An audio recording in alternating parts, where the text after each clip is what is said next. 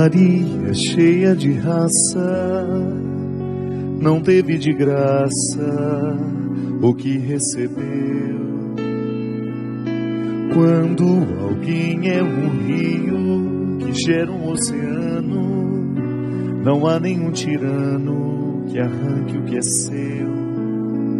O ventre, quando se transforma em um santuário, é revolucionário a meu modo de ver. Ninguém vai do parto ao santo sudário sem saber porquê. Tem que ter a luz da humildade, cumplicidade, amor e revelia. Ninguém se torna mãe da cristandade sem a santa ousadia. Olhos que velaram pelo sono de Adonai, clareai o mundo, mãe, iluminai. Cada vez que um de nós se vê tentado pela insana covardia. Divina Mãe, estrela luminosa que perpetuou Belém, guerreira Mãe, nos dias de trevas nas ruas de Jerusalém, olhai por nós nas horas de tristeza, nos momentos de aflição, derramai a poderosa força de vontade em nosso coração.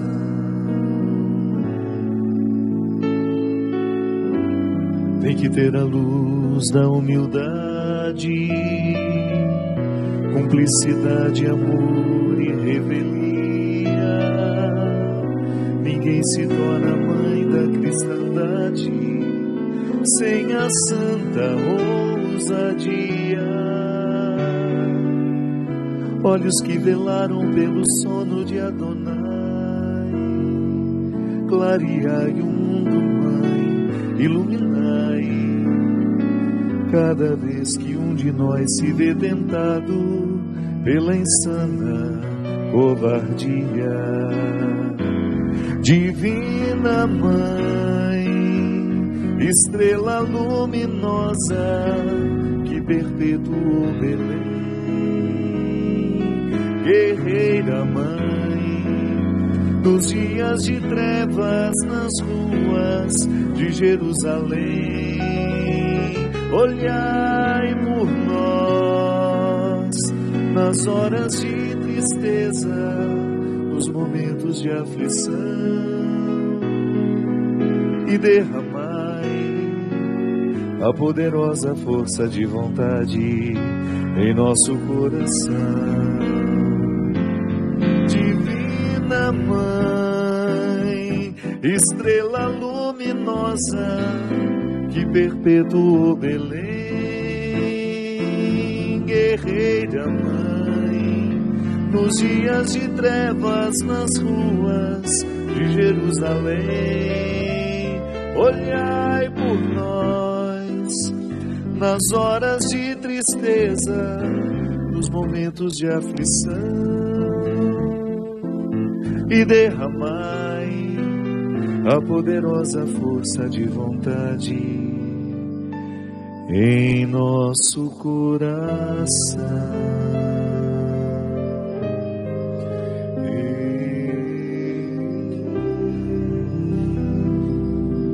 Muito boa noite, estamos começando mais um programa Direção Espiritual, hoje nos recordando a presença de Nossa Senhora na nossa vida, uma vez que celebramos duas festas importantes para o catolicismo, o Círio de Nazaré no domingo e a festa de Aparecida na segunda. Eu sempre falo que toda vez que nós tocamos na devoção mariana, naturalmente nós estamos pensando em todas as condições humanas, em todas as realidades humanas, naquela mulher que ajudaram na educação de Jesus. Sim, em nenhum momento Deus abriu mão de ter uma presença humana na vida de seu Filho encarnado. Não só lhe oferecendo um ventre, mas também lhe oferecendo um caráter, um jeito de ser. Sim, Nossa Senhora ajudou na educação de Jesus. Toda vez que nós pensamos nessa grande responsabilidade dela, a gente sente vontade de arregaçar as mangas também, para a gente fazer o mesmo em nós. Nós não podemos abrir mão de educar este cristianismo em nós. Ah, tá bom, nós já o recebemos no nosso batismo, mas é igual uma criança que precisa ser educada, que precisa crescer. E Nossa Senhora é essa presença na nossa vida de cristãos que nos recordam que a luta é indispensável para a conquista. O Círio de Nazaré, quem não foi, precisa ir. Primeiro que é a maior procissão religiosa do mundo. E é um dos acontecimentos mais impressionantes do ponto de vista antropológico. Ver aquela multidão pelas ruas de Belém me faz ver como deveria ser o cristianismo. Os diferentes estão todos reunidos, minha gente. E até mesmo os evangélicos ficam gentilmente pelas ruas de Belém, dando água aos peregrinos. Sim, Belém tem avançado muito. É uma aula para nós cristãos. Os evangélicos não têm nenhum envolvimento com a procissão, mas têm envolvimento com as pessoas que estão ali. Já é uma forma interessantíssima de participar. Dando água a quem tem sede, ajudando a revigorar a força de quem está cansado. Então, quando eu vejo Belém com aquelas ruas com quase 3 milhões de pessoas, como tivemos este ano, todas elas desejosas de chegarem até o destino final da procissão. Cada um levando no coração aquilo que não cabe a gente julgar. Eu não sei o que cada um leva no coração. Alguns levam pedidos, outros levam agradecimentos. O fato que todos ali, de alguma forma, são tocadas pela festa. Uma pequena imagem levando uma outra menorzinha ainda no colo. Jesus é o centro da festa. O Círio é o Natal dos paraenses. E o que é o Natal para nós? É a chegada de Deus menino pelo coração, pela fertilidade, pela vida de Maria e também pela paternidade amorosa de José. O Natal não é outra coisa senão Deus sendo oferecido pelos braços de uma mulher. A sagrada família constituída. Aí é a oportunidade que a gente tem de pensar também em toda a nossa construção afetiva, amorosa, familiar. Por isso que eu digo que toda vez que eu invoco e convoco a devoção mariana em minha vida, eu me recordo das responsabilidades humanas que eu preciso viver para que meu cristianismo dê certo. O cristianismo não poderá crescer dentro do nosso coração sem os nossos empenhos diários. E às vezes nós queremos ser cristãos sem colocar no crivo da educação os nossos desejos, por exemplo, os nossos sentimentos. Nós queremos que o nosso cristianismo cresça, mas sem que ele passe pelo processo doloroso da educação, porque educar é um processo doloroso. Não é fácil para quem é educado e nem fácil para quem educa. Aprender dói, é um sofrimento. Basta você se recordar do tempo que você estava na sala de aula, como era duro aguentar aquele processo ali, e você que ainda hoje precisa viver isso. Sabe muito bem que o processo do conhecimento vai exigir esforços diários de você. Depois no trabalho também, é claro, o sofrimento nunca pode sair da nossa vida, porque ele é o processo pelo qual nós nos tornamos gente. Não é que nós vamos correr atrás dele, não. É que toda vez que ele bate a nossa porta, de alguma forma ele está nos convidando a um amadurecimento. São as lições do Círio de Nazaré. Para mim, para aqueles que já viveram, e de repente pode ser para você que nunca pisou em Belém, mas pode saber que naquela terra existe uma festa especialíssima, muito, mas muito especial, que nos encoraja, que nos convida a viver a coragem. Como essa música belíssima do Altair Veloso, que eu gravei no meu CD, Deus no Esconderijo do Verso. Estrela luminosa. Estrela luminosa. A força de vontade em cada coração. Quando um coração está visitado pela força de vontade, ele pode ir longe. O que às vezes nos falta é justamente a vontade. Por isso que Santo Agostinho falava de maneira tão sofisticada da importância de nós fortalecermos a nossa vontade. Sim, acho que a vontade é um território muito sagrado, onde Deus tem acesso à totalidade do nosso ser. É interessante que às vezes, a mesma casa, você tem vários acessos a ela. Você tem uma porta da frente, você tem uma porta lateral, você tem uma porta do fundo, você tem várias janelas. Mas existe uma porta principal. Ela é mais larga, dá para passar mais gente por ela ao mesmo tempo. Ou então ela faz chegar à sala principal. Eu fico pensando que na nossa vida é a mesma coisa. A vontade, ela significa um pouco essa porta principal da casa. Quando Deus consegue acessar os nossos sentimentos, pode ser que Ele ainda não consiga muito. Os nossos sentimentos não são tão férteis para construir mudanças. A gente é tocado por um tempinho, a gente fica emocionado, mas aquilo passa. Agora, quando Deus entra pela porta da vontade, quantas transformações acontecem na nossa vida. Porque a vontade é o coração da decisão. Pode observar, muitas vezes a nossa vida não vai bem, é porque nós ainda não conseguimos oferecer a Deus a nossa vontade. A gente ainda não educou a nossa vontade. Eu sempre disse isso. Desde quando o Brasil começou a crescer, claro que hoje nós estamos vivendo uma crise terrível, um retrocesso por causa de crises políticas, que agrava cada vez mais a crise econômica. É uma preocupação que a gente tem. Enquanto não se resolver essa crise política, os encaminhamentos para as soluções da crise econômica não vão acontecer.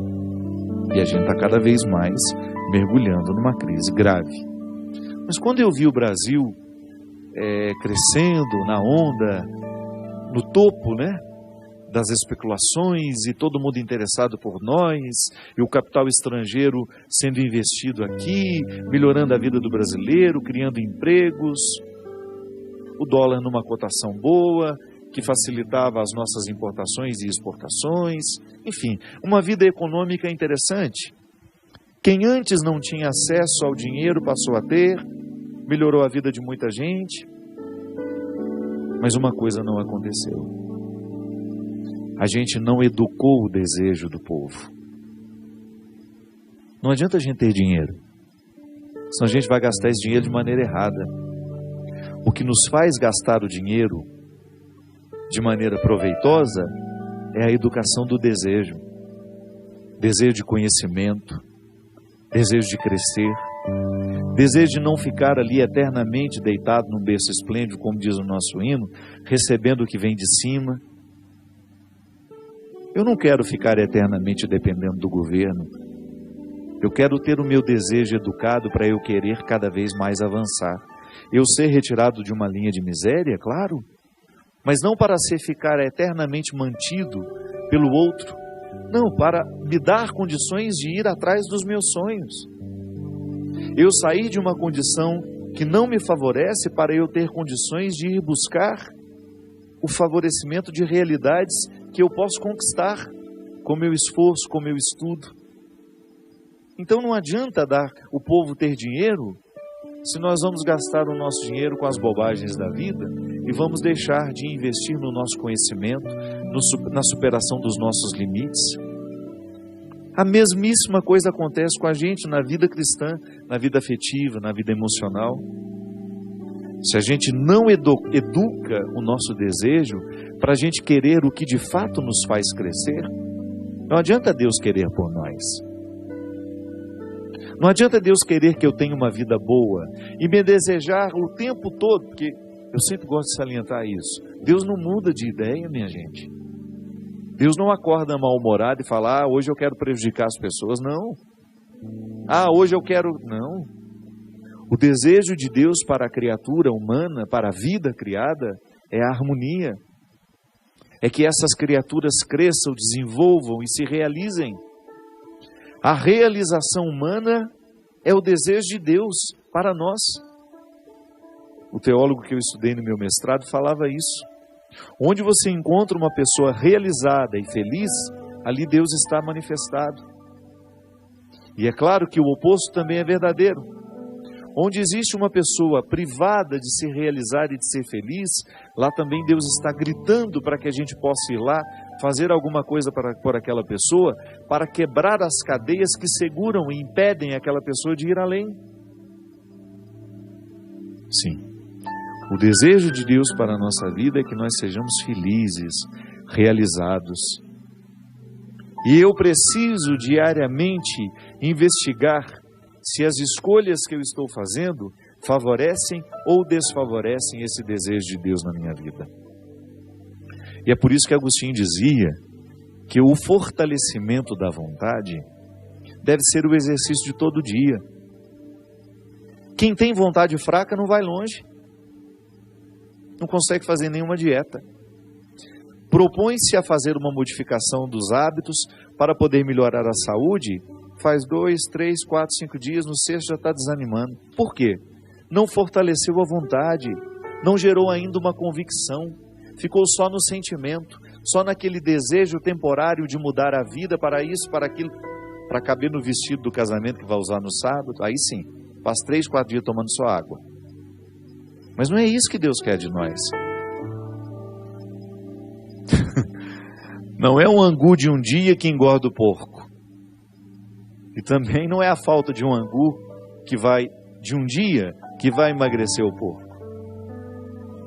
Perdão da palavra, não estou te chamando de porco não, nem a mim, né? Porque o discurso é para mim também. Né, Cristian? Boa noite. Mas não é verdade? O que adianta você fazer uma dieta rigorosa de 2, 3 dias e você não consegue enfiar na sua cabeça o hábito se você não fortalece a sua vontade? Se você não incorpora uma disciplina na sua vida? É aí que está a força da vontade, minha gente. Eu quero estudar, eu quero aprender uma língua. Eu não quero mais não, porque eu já desisti. Só a língua portuguesa e um pouquinho de espanhol já está bom.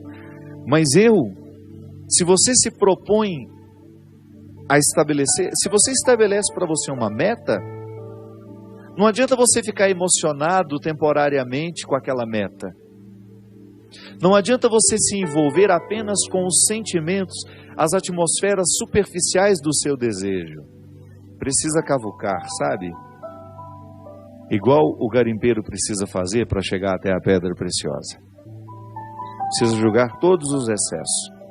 Sim, você vai cavando dentro de você até chegar no território da sua vontade.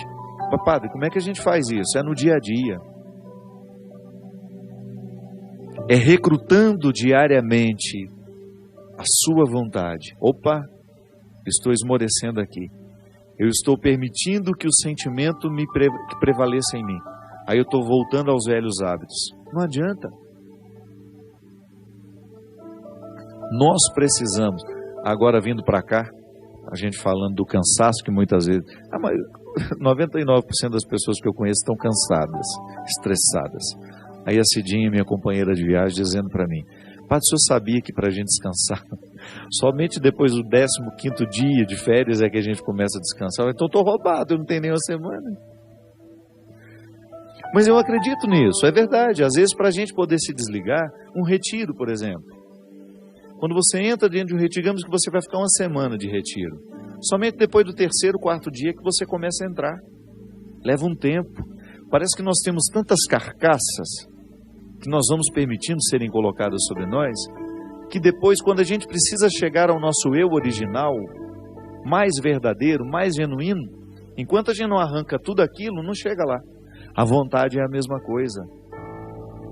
A vontade é um território que não se conquista facilmente. É uma boa pergunta para a gente.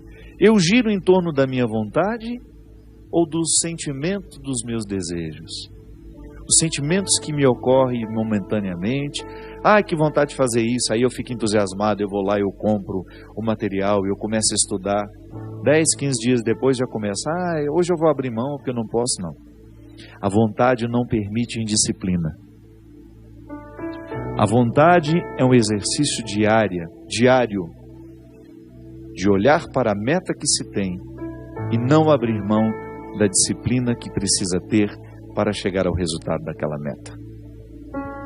É por isso, minha gente, que a preguiça é um vício terrível, porque o preguiçoso, ele vai abrir mão da vontade o tempo todo. Nós podemos até dar esse exemplo como se fossem duas forças contrárias. A preguiça puxa para um lado, a vontade puxa para outro. Então você acorda de manhã, você pode ficar movido por essa vontade que te faz ir adiante, buscar os seus objetivos, cumprir a rotina que você se propôs para você ter uma vida saudável, para você ter uma vida equilibrada, e a preguiça vai te puxando o contrário. Até mesmo para a gente poder viver bem com as pessoas, nós precisamos do exercício da vontade. Sobretudo quando as pessoas são difíceis para nós. A preguiça vai nos justificar e vai nos dizer, não faça esforço hoje não, essa pessoa é chata demais. Agora a vontade vai te motivar a administrar todas as dificuldades que você tem com aquela pessoa. Por isso que essa é uma oração que nós não podemos perder de vista. Pedir ao Espírito Santo que diariamente fortaleça a nossa força de vontade. Divina Mãe, qual que é o tom? Divina Mãe, estrela luminosa que perpetuou Belém, guerreira Mãe, nos dias de trevas nas ruas de Jerusalém, olhai por nós nas horas de tristeza, nos momentos de aflição, e derramai a poderosa força de vontade em nosso coração. Guerreira essa mulher. Às vezes nós olhamos para as retratações de Nossa Senhora, né? Sempre com a cabecinha assim. Essa mulher era guerreira, não era brincadeira não. Para ser quem ela foi, para dar conta do que ela deu conta, precisou recrutar, mas muito da sua humanidade. E é o que nós precisamos, minha gente. Se nós não recrutarmos essa força de vontade dentro do nosso coração, a gente não dá em nada. A gente desiste no primeiro obstáculo. E nós não podemos desistir, porque essa vida é preciosa demais, os nossos projetos precisam ser preciosos, para a gente poder fazer essa vida ser cada vez mais uma experiência bonita, que vale a pena. Vale a pena a gente recrutar tudo isso que dentro de nós ainda está oculto, para a gente poder se conhecer, para a gente poder ter condições de buscar os nossos objetivos e a gente não se limitar àquilo que a nossa preguiça conseguiu fazer de nós. É muito triste às vezes a gente encontrar pessoas que se limitaram a ser o que a preguiça fez delas.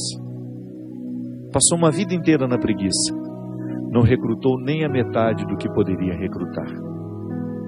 Morrerá sem saber quem poderia ter sido. Nós vamos para um rápido intervalo e a gente volta já com o programa Direção Espiritual.